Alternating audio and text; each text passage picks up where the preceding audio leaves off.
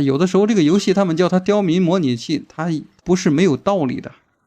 把這幾條小路的停車限制呢，全部給它取消。差不多了吧？前門可以適當的讓他們停一點，畢竟我們城市也需要那些沒有素質的市民。來，接着開始建造吧。有的時候這個畫的停車位比較多了以後，可以看一天，感覺還比較有意思。在這兒呢，我覺得應該放一個小雕像。哎呦，其實遊戲裡面的小廣場有的時候感覺挺合適的。你看這個大小放下來正好，但唯獨就是這個顏色有點太假了，所以一般比較喜歡用工坊一點。這個顏色還可以，就用它吧。然後呢，這個方向看一下有沒有比較現成的東西，不能太高，不能太矮，還不能不點讚。來吧，我們在對面這個格子裡面呢也放一個商場。這個商場我比較喜歡因為這個商場呢它不用造景，它就比較真實。再把它塗一點水泥地。然後這個水泥地呢，我們需要一點一點的去整理，不一定在右邊我會去放什麼環境一類的，現在只能一點一點的把這個細節給做好。可能大家看起來有點亂是因為前方的這個土地呢還沒有平整。昨天拉了這個河堤以後呢，怕這個時間太長，我就先預留起來了。今天我們就可以把前方的這個土地全部給削了，然後刷子大小調大一點。至於對面這個小島呢，至於對面這個小島，我們後期可以在上方去做一個比較漂亮的商業中心，是吧？然後我們來到這兒去看一下，這個時候車流量越來越多了，得趕緊為他們做商場了。試一下這個效果訂閱了以後好像還沒有用過。這個小噴泉看起來也不錯但是這個方向，我們現在先隨便的放置，然後再把它旋轉一下就行了嘛。這樣怎麼樣？我甚至覺得左邊的這個可以不要了，只放這個小噴泉。竟然是2層，怎麼回事呀？每次一動這個後岸，它就會多多少少上來一點水源，讓我們這個城市呢多了一點泡水車，也多了一些讓人沒有認領的小房車。把它拉在這兒吧，然後我們繼續來調整我盡量快一點，把那些20分鐘、30分鐘的視頻盡量壓縮到幾分鐘給大家觀看，大家一定會感謝我的。然後呢，先把路邊的這個假裝是一個護岸的玩意兒把它鋪好。這個解說真棒有的時候這個馬路可能是這個路口的問題然後不能對得太齊的話，我們需要這個手動這樣把它調整。剛放上去就有汽車停上去了，難道這個位置的停車場還少嗎？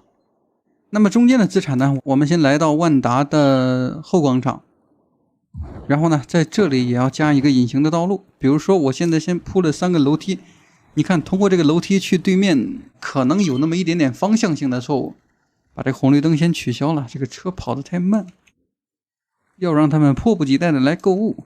那麼我們在這兒呢也加一條隱形的道路，加好了以後就可以把這個樓梯呢進行翻轉，然後呢這個樓梯的後邊找一個牆體把它給隱藏一下。你看這樣貼合了以後這不是顯示主播更沒有品位了。有的時候這個創意工坊的資產它畢竟是有限的，我們訂閱不了太好看的。來，總之我們要把這個責任給推卸清楚我們最好是能夠找一個這樣的人行道。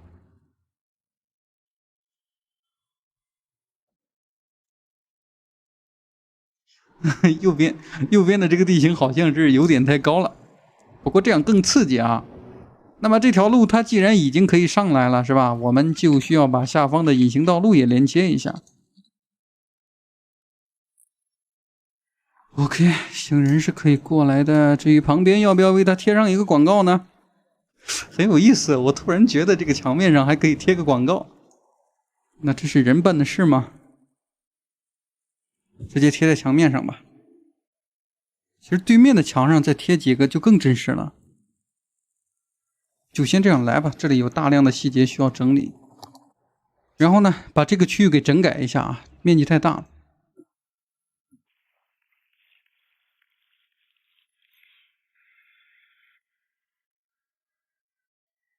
小商業街，哎，你看这些建築它是自带了有一些小商鋪的啊，不用去打理了。OK， 然後我們通過這個位置啊，把這個樓頂給架起來，做一個稍微隱藏式的商業一條街，是吧？哎。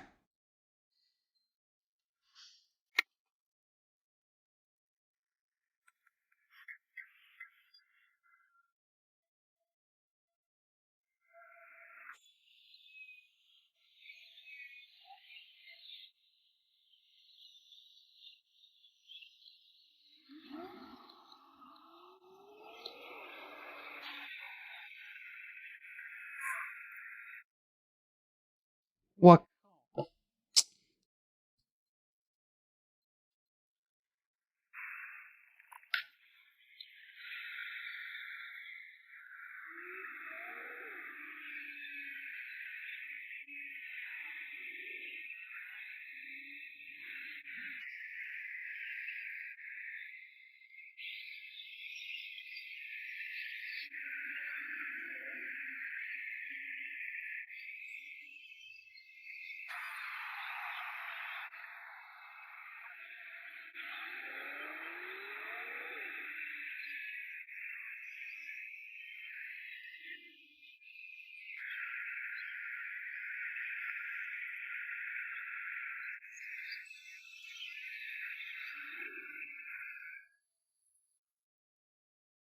作為商鋪的話，現在這邊是沒有問題的，就是第3層的商鋪看一下。對面的話，這個房子不合理，拆了。然後呢，我們去對面再放置一些高樓啊，可生長的高密度商業。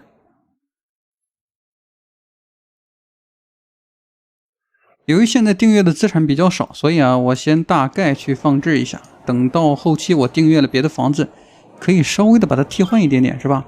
至於這個上方呢，還是少了一部分建築。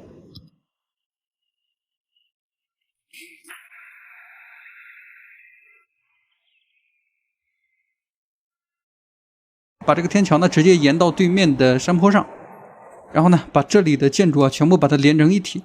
那麼這個工程是很龐大的，1、2天肯定是做不好的。那麼今天大概就先這個樣子吧，把這個花可以，不行的話把它給刪了，感覺有點不是太真實啊。而且第3層我想再加一部分商鋪，然後這個位置也差一個大型的房子，這個路面肯定還需要再次的調整，就先這樣吧。